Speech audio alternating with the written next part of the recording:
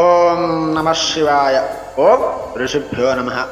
ఈరోజు వీడియోలో శివపురాణంలోని పార్వతీఖండంలో వచ్చే ఒక అద్భుతమైన ఉపకథ అరణ్యుని వృత్తాంతం గురించి తెలుసుకుందాం. శివుని రూపం చూసి మేనాదేవికి పెళ్లి ఒప్పుకోకపోవడంతో వశిష్ఠ మహర్షి ఆమెకు ఒక కథను చెబుతాడు. పూర్వం అనరణ్యుడు అనే ఒక రాజుకు పద్మ అనే అందమైన కుమార్తె ఉండేది. ఒక రోజున పిప్పలాదుడనే వృద్ధముని ఆమెను చూసి పెళ్లి చేసుకోవాలని అనుకుంటాడు.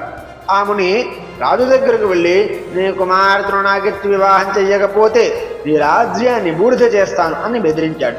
అప్పుడు ఆ రాజు భయంతో అడుచుపిల్ల అయిన తన కూతురిని ఆ ముసలివానికి ఇచ్చి ఎలా పెళ్లి చేశాడు, ఆ తరువాత పద్మ తన భర్తను ఎలా సేవించింది, ఇక తద్వారా మేనాదేవికి ఋషులు ఇచ్చిన సందేశం ఏమిటి అనే విషయాలను ఈ వీడియోలో వివరించాను.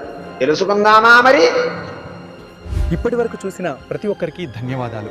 ఇలాంటి అద్భుతమైన వీడియోల కోసం ఇప్పుడు శివభక్తుడు ఛానల్ని సబ్స్క్రైబ్ చేసుకోండి.